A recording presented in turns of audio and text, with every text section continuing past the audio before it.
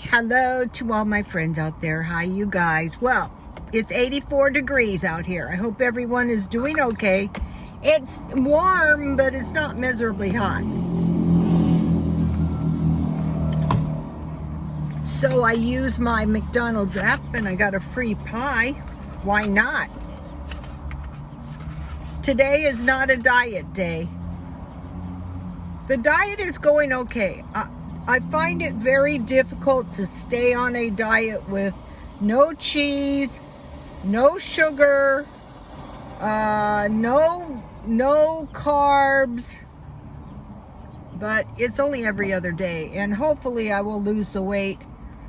I think it's unsafe to carry extra weight when you get older.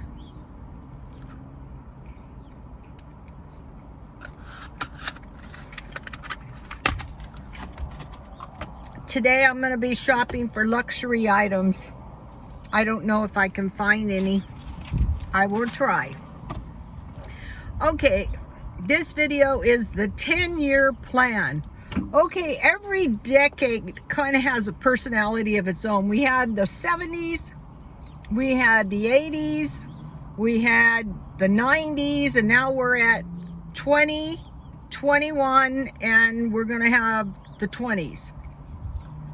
Every decade, I was thinking about every decade was kind of treacherous in its own way, whether it was wars, whether it was drugs, and a lot of these decades were highlighted by demise, you know? This is the decade of germs, actually. So in just 2 years, some of the things we're seeing are robots. Maybe we don't see robots per se, but we see kiosks doing jobs that people generally used to do. I mean, I'm so old, I remember when we had to start pumping our own gas. Now we have checkers that are kiosks. We have kiosks that take your order. Okay, we've had space travel. That was nice. What it's going to lead to is, I don't really know, but we have had some space travel in just the first 2 years. Also, on our phones now, we have facial recognition. So, you know, your phone is literally a tracking device. We have massive computer data collections. I was just doing some searches. I mean, we just take it for granted. We want to know something, we do a search on our phone. Increased surveillance. I mean, really, there's no place on the entire world that is not surveilled. I mean, I myself, if I want to check out someplace, I can go on Google Earth and you know, check out the whole city. We have more apps. You know, I was just using mine today. I was kind of resistant to them, which was kind of stupid. One of the best ones I've downloaded is coinbase.com/survey. And, you know, I buy some stocks every now and then on not a lot because, you know, I don't have that much money, but a little bit. And, you know, I earn some money taking some surveys. The major apps I have are Coinbase.com, McDonald's, and 7-Eleven. I try to buy my gas at 7-Eleven because I get points, you know, and I can get some free hot dogs and stuff. Okay, and then another thing we're seeing, as the government is playing a bigger part in our daily lives, especially, you know, I don't know if this will be the whole decade. It looks like it's going to be. But we have all these social services, and, you know, the government's becoming very strong, and the government is starting to really, you know, push people around in a way. Some of it is good, some of it is not so good. You know, when they're providing money, when they're providing houses, when they're providing food, they're also acquiring a lot of power over the people.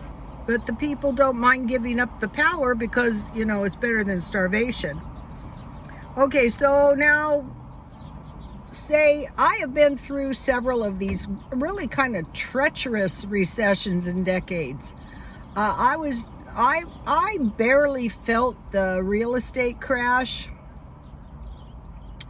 One of the recessions was highlighted by high interest. That one's bad when that happens, and I've been through gas shortages. So what I have learned, what has helped me, is you want to have money. You want to save your money. So one of the best ways to do that is eliminate spending, which is hard. But like today, I spent so far. The gas, my car used to, I have a Corolla. It used to cost me $30. Now it costs me $40. So if you think about it, why it's so bad is, one, I'm paying for an extra week gas because of that. If I spent $30 a week. So, and then the other thing is reduce the cost of living, which is not that easy to do. So this is one of the things I was searching around. So the one main thing is housing. Like, it's very, very expensive in San Diego. But before you do anything drastic, it's a good idea to search around on your phone a little bit. So I looked for the cheapest places to live. And they were, let's see, Cedar Park, Texas, Midland, Texas, Ogden, Utah, Raleigh, North Carolina, Provo, Utah, Des Moines, Iowa, Austin, Texas, Minneapolis, Minnesota. Okay, so some of these, so I'm here in San Diego, 84. Some of these places have very, very cold weather and things like that, lots of rain and stuff. So I did a search. Okay, Cedar Park, Texas. I did a search for the cheapest apartment you could rent, 1,060 to, this was the same complex, 1,940. So there must be some studios. And then in Ogden, Utah, there was actually an apartment for $789, and then in the same complex, $959. So that's cheap if you're from San Diego. So then I did cheapest places to buy a house: Indiana, Iowa, Ohio, West Virginia, Michigan, Wyoming, Wisconsin, Missouri, North Dakota, and South Carolina. And they said the worst is San Diego. I believe that, but there's still reasonable places.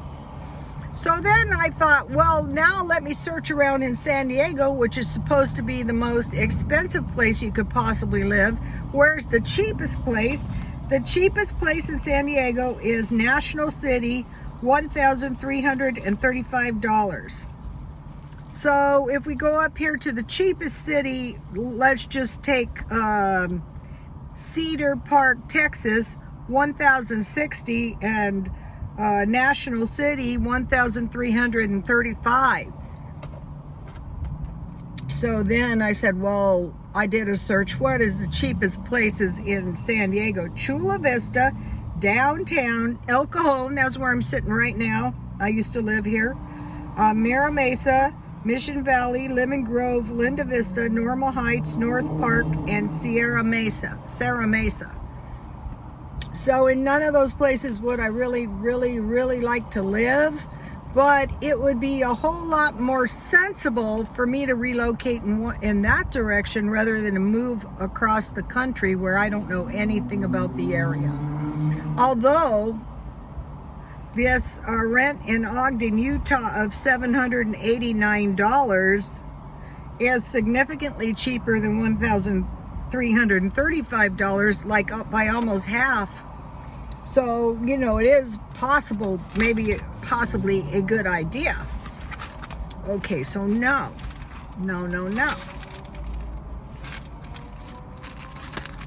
So now back to halting all spending. Okay, my neighbor, she's also a barber, and I said, you know, if you can just quit spending for the next 5 years, you're going to be so much better off. And she goes, well, I need so many things. Well, we've been into this thing 2 years, and you know, stuff is starting to get shabby, and I have that sense that I need this and that as well. But if you can set that aside and just suffer a little bit, it's going to be so much better for you when we get 5 years down the road. Like me, my car only has 68,000 miles, but people keep hitting my car and I keep messing the car up. And you know, at times I think, wow, you know, a nice car would be nice. But it will be a whole lot smarter if I just hang on to this car for the next 8 years, if I possibly can. Yeah, I would be a lot more comfortable in some kind of nicer new car, but there's nothing wrong with this car. So I think that's what a lot of us are doing too. You're going, wow, you know, I'm just sick of this shabby existence. I'm sick and tired of sitting in the house. I want to go out and eat. I want to travel around, and I don't want to wear a mask. Well, that's probably not really the smartest thing we can possibly do.